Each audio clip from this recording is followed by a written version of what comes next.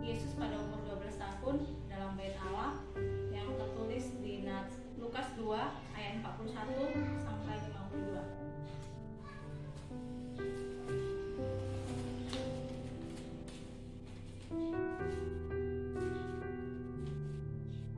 Lukas 2 ayat 41 sampai 52. Yesus pada umur 12 tahun dalam bait Allah. Tiap-tiap tahun orang tua Yesus pergi ke Yerusalem pada hari raya Paskah. Ketika Yesus telah berumur 12 tahun, pergilah mereka ke Yerusalem seperti yang lazim pada hari raya itu. Sehabis hari-hari perayaan itu, ketika mereka berjalan pulang, tinggallah Yesus di Yerusalem tanpa diketahui orang tuanya, karena mereka menyangka bahwa ia ada di antara orang-orang seperjalanan mereka. Berjalanlah mereka sehari, perjalanan jauhnya, lalu mencari dia di antara kaum keluarga dan kenalan mereka. Karena mereka tidak menemukan dia, kembalilah mereka ke Yerusalem sambil terus mencari dia. Sesudah 3 hari, mereka menemukan di dalam bait Allah. Ia sedang duduk di tengah-tengah alim ulama sambil mendengarkan mereka dan mengajukan pertanyaan-pertanyaan kepada mereka.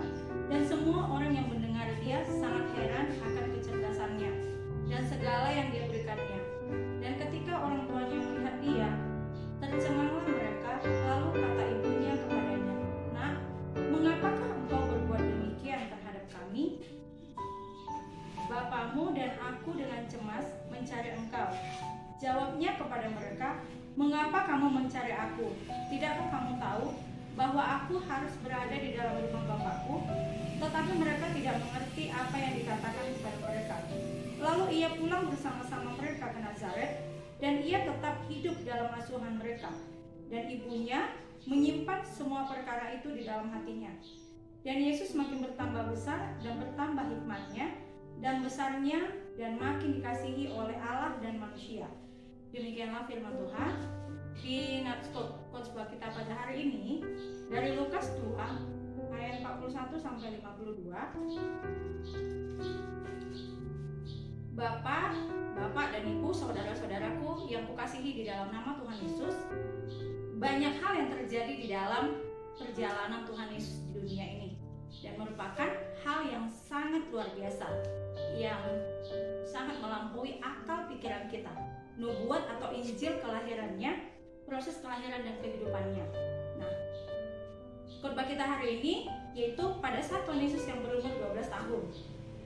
Di ayat 41 dikatakan, tradisi atau ibadah Paskah bangsa Israel bukan hal yang baru telah dilakukan sejak kembalinya umat Tuhan ini dari perbudakan Mesir.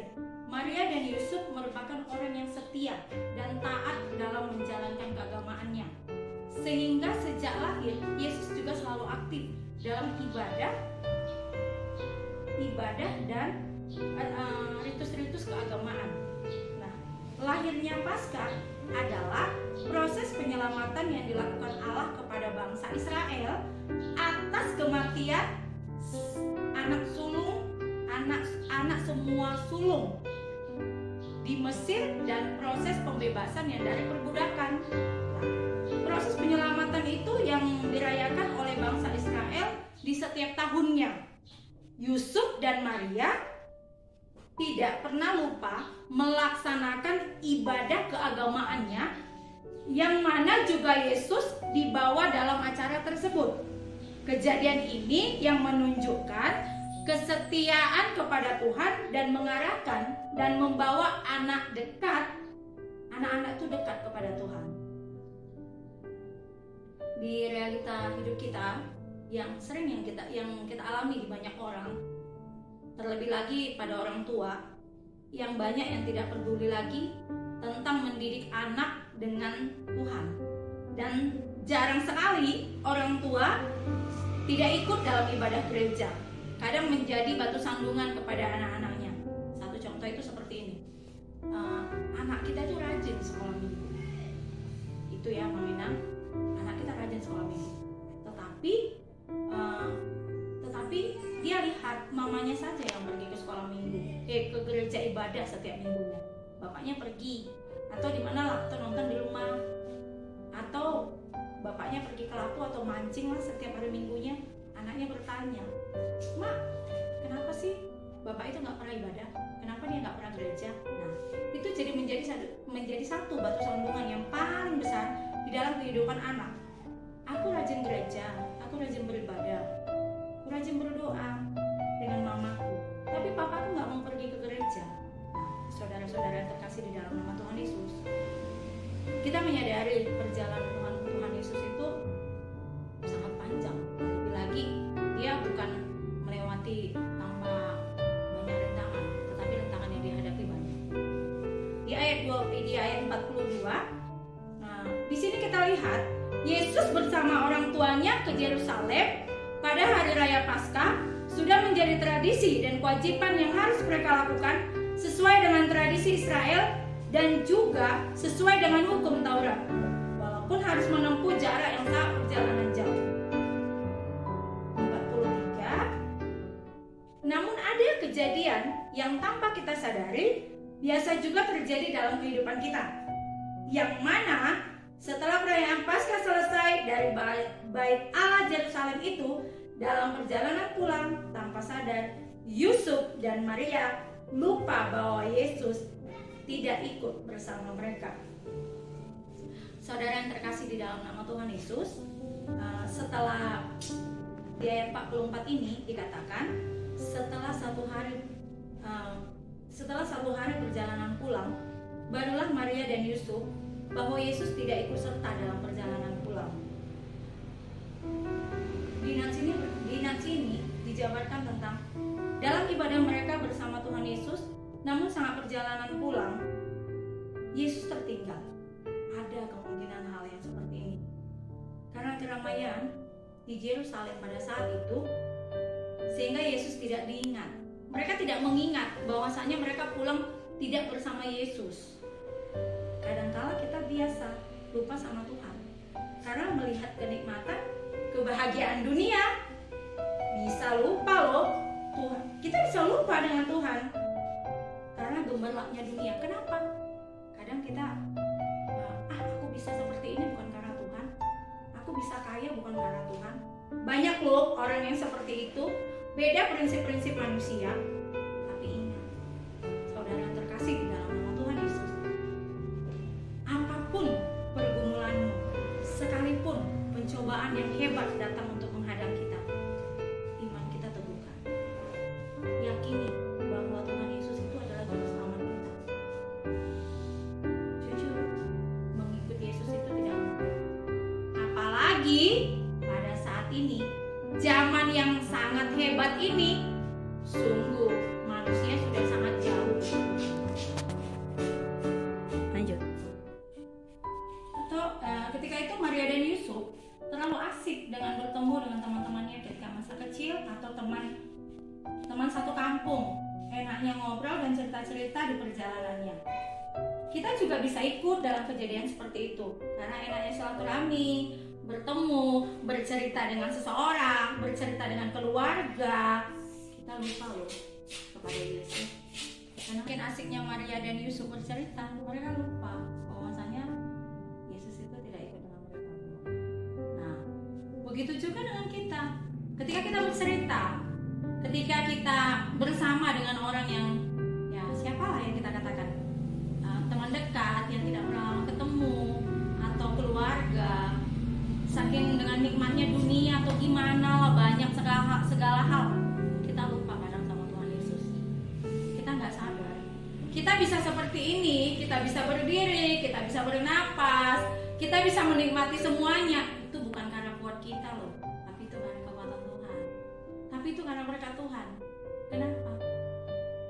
Berkat Tuhan itu dia nggak pernah janji sama kita, aku bakalan kasih kamu kaya, tidak. Tapi dia selalu memberkati kita. Di dalam hal apa?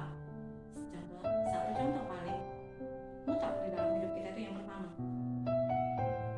kita nggak akan bisa bangun tidur pagi kalau nggak Tuhan kasih nafas kehidupan sama kita. Kenapa? Toh kalau kita sudah mati, mana bisa kita hidup? Ya kan saudara? Benar nggak saudara yang terkasih di dalam nama Tuhan Yesus? Napas kita ini tadi itu dari Tuhan, bukan dari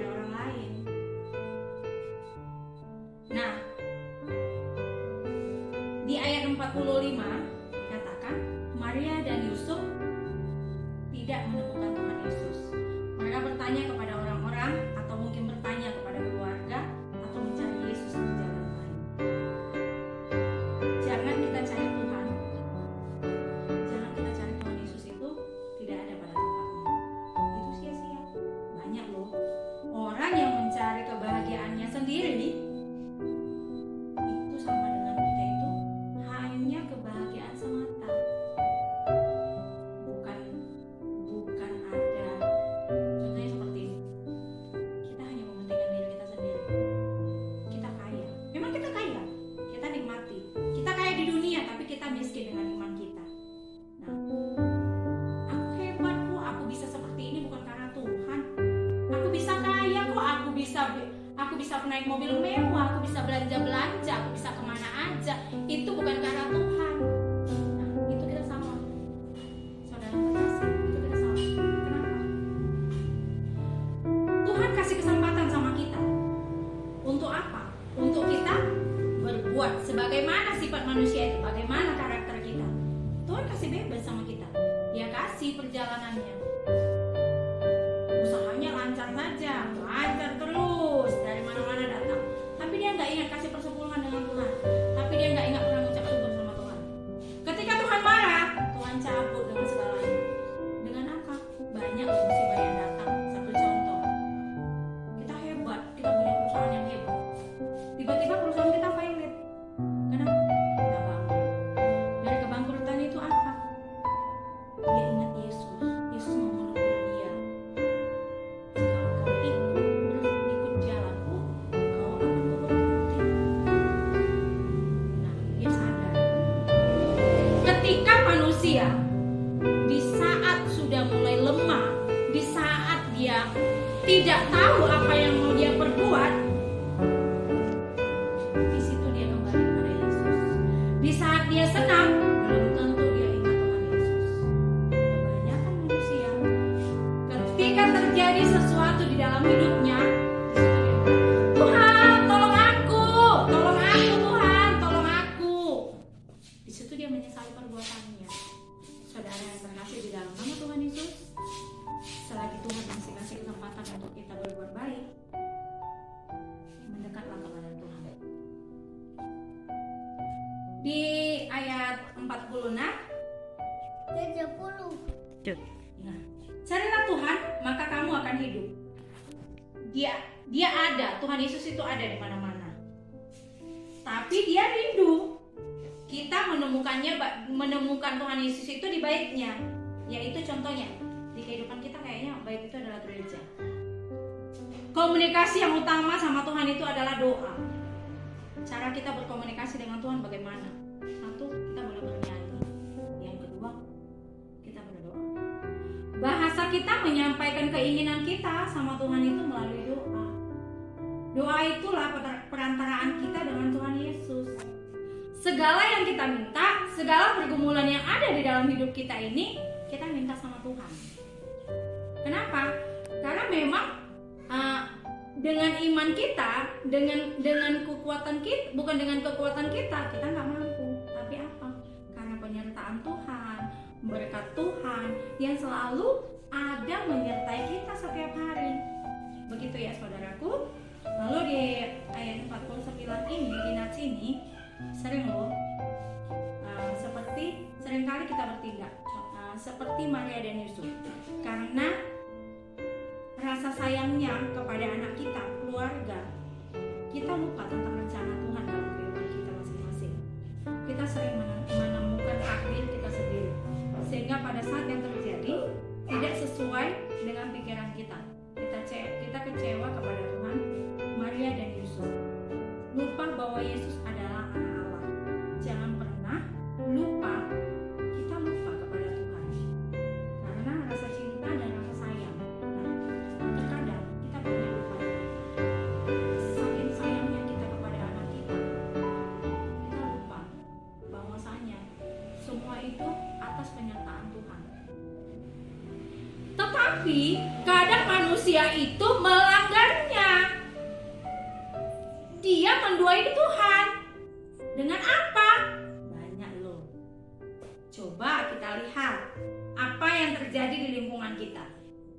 tiba-tiba di lingkungan kita itu ada yang mati. Wih, siapa itu mati? Kenapa itu? Nah, di situ kita mulai nih. Iman kita digoyah. Kita bilang, pasti ada yang pegang sesuatu yang gak sejalan dengan Tuhan. Dia itu menuntut ilmu hitam atau apalah sejenisnya, begitu gajang atau apalah. Nah, di situ kita nggak boleh menduga itu. Kenapa?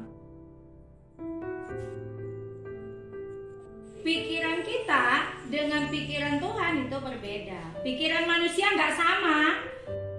Pikiran saya dengan kalian, namun saudara-saudara sekalian, itu tidak sama. Yang intinya, saudaraku yang terkasih di dalam nama Tuhan Yesus, kita tetap pegang teguh bahwa nyatanya Yesus itu adalah juru selamat kita. Di ayat 50 ini, kadang yang terjadi hari ini dalam kehidupan kita tidak mengerti rencana Tuhan dalam kehidupan kita. Yang terjadi hari ini sering membuat kita kecewa, tidak terima dalam akal dan logika kita. Sebagaimana Maria atau Yusuf tidak mengerti apa yang Yesus katakan. Nah, di kehidupan kita banyak kita kecewa. Kita jujur, saya pribadi seperti nats ini yang dikatakan Maria dan Yusuf, dia tidak mengerti apa yang dikatakan oleh Yesus. Nah, apa beda dengan kita manusia? Aku sudah seperti ini, aku lakukan yang seperti ini. Aku tulus hati mengikuti Yesus. Tapi aku begini-begini ajanya. Ingat saudara terkasih di dalam nama Tuhan Yesus, rancangan Tuhan itu indah, tidak pada saat ini yang kita terima.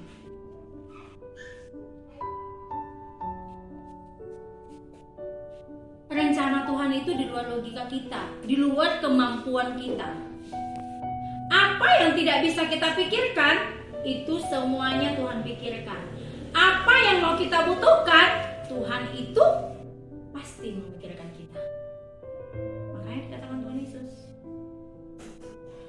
tidak ada yang sanggup seperti Yesus. Kenapa? Karena kita ini manusia penuh dengan dosa, manusia penuh dengan cobaan. Di ayat 51, merupakan sukacita yang luar biasa bagi Maria dan Yusuf setelah bertemu dengan Yesus di bait Allah. Pencarian mereka tidak sia-sia, rasa cemas telah terobati, rasa khawatir diganti dengan kebahagiaan. Artinya, perjumpaan kita dengan Yesus akan memperoleh kehidupan kita, akan merubah kehidupan kita, pola pikir, pengharapan kita. Yang dengan contoh, duka menjadi sukacita, air mata menjadi mata air, penderitaan yang menjadi kebahagiaan. Perjumpaan dengan Yesus merupakan berkat yang luar biasa. Kita diberkati supaya menjadi berkat bagi orang lain. Nah, kenapa?